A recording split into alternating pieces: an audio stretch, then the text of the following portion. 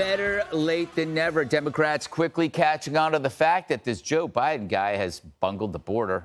NYC Mayor Eric Adams calling on the president to declare a state of emergency as his city runs out of room to house migrants. And Massachusetts Democrat governor is outright declaring one over her state's surge. The immigration system in this nation is broken. New York City has been left to pick up the pieces. New Yorkers could be left with a $12 billion bill. This is a national issue that demands a national response. Today, I am declaring a state of emergency in Massachusetts. And critically, I am delivering an urgent and formal appeal to the federal government for intervention and action. And you know, Joe Biden is screwed when the liberal media and this squad are calling out his border failures. We need leadership from President Biden, period. Democrats are looking bad right now in New York State, and that's unacceptable when we have to win at least 4 congressional seats to take back the House. So hopefully the president is listening. You look at these scenes out of New York, you look at the scenes out of Massachusetts. It's a state of emergency. There's nothing positive about this for anybody involved here. And this is just a situation that looks to be completely out of control. You got some show on a local channel in New Jersey. Yeah, it's called Happy Days with Joe. Very strange couple. This is, again, I got to point out the process of matching liberal consequences to liberal fantasies. This has achieved probably more than anything Republicans have ever done. Busing migrants. Now they have to face their own problems. It's brilliant. It's harrowing, and it's an emergency, but this is the only way it could have been solved. So one of the big motivators for the border state governors to decide to start busing migrants was because the White House would condemn anyone on the border for taking action, any state government for taking action at the border, and the White House would say, well, this is a federal government responsibility. Well, no kidding.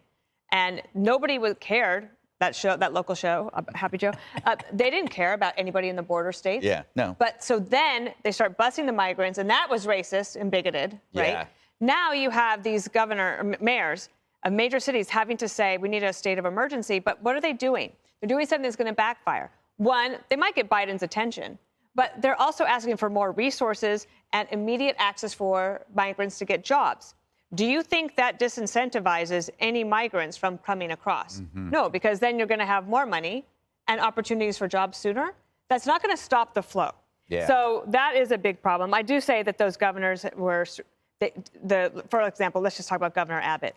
He was called every name in the book, but he stuck with it. And now you actually have Governor Healy saying this is a national problem. For once, we all agree. Yeah, you know, Judge, it is frustrating when you hear these leaders saying it's a national problem because they spent so many years preening behind the virtue signal of sanctuary cities while mocking all the border state leaders. Yeah. So now it's like, oh my God, it's a national problem. It's like, well, you could have watched The Five and figured this out a lot 3 years ago. That's right. Well, it's like what I said yesterday.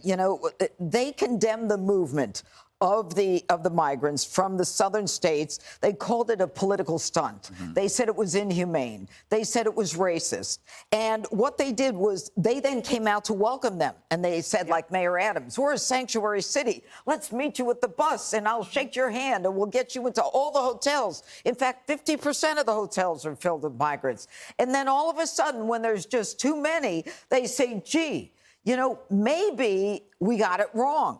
But if you listen to Jamal Brown, it's not that we got it wrong because the law says they can't come in. It's because we're Democrats and we're going to look bad. And they're going to lose. And they're going to lose, and they know that. But it's yet another example of how the Democrats want to reinvent the wheel. They want to cancel everything that Donald Trump did. They didn't want Remain in Mexico. They didn't want to build the wall. They didn't want to do anything. And then they have the consequences. Now we've got school starting in a couple weeks. Do you know how many local schools have got to hire teachers who speak 10 different languages that they don't even know in order to get started?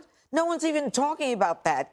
I mean, it's a nightmare. Harold, I thought your idea in the break was absolutely brilliant when you said all of these new workers, why not have them build the wall? And I thought that was just amazing. You solve two problems. They get jobs. They build the wall.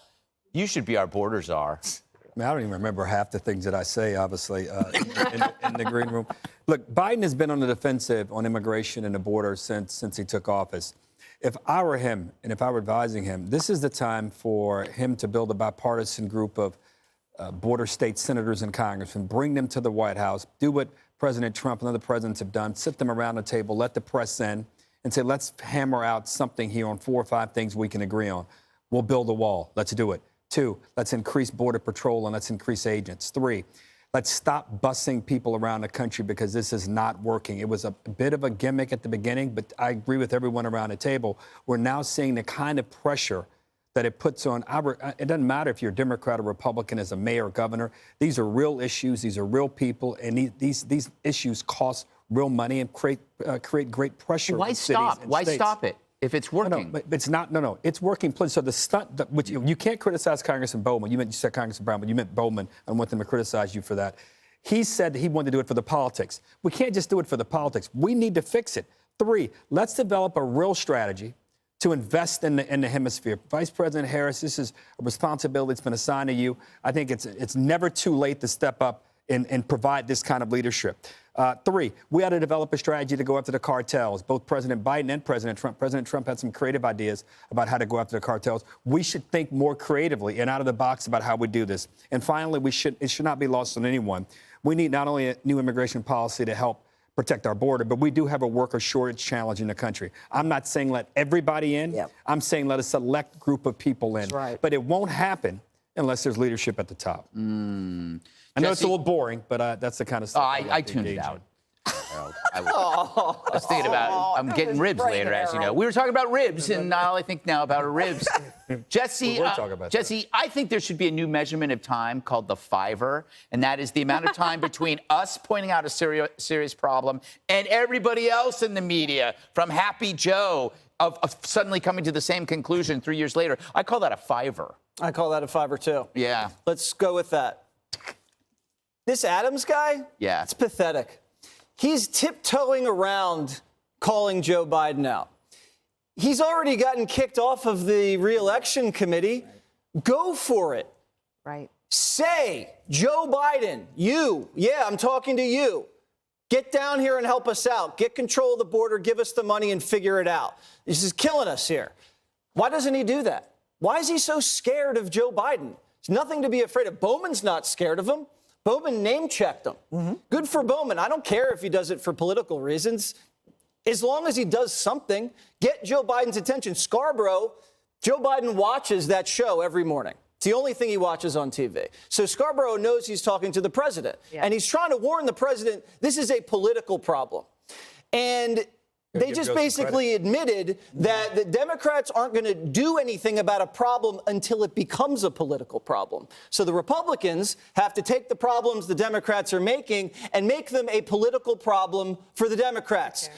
Republicans aren't smart enough to figure out. I mean, finally Abbott and DeSantis figured it out. But if the National Party can figure it out, how to make fentanyl a political problem for the Democrats, how to make crime a political problem, how to make inflation a political problem, that you got to put the heat on the Democrats because they're all politics. They don't care about the people. They care about their own power. Yeah. Hey, Sean Hannity here. Hey, click here to subscribe to Fox News YouTube page and catch our hottest interviews and most compelling analysis. You will not get it anywhere else.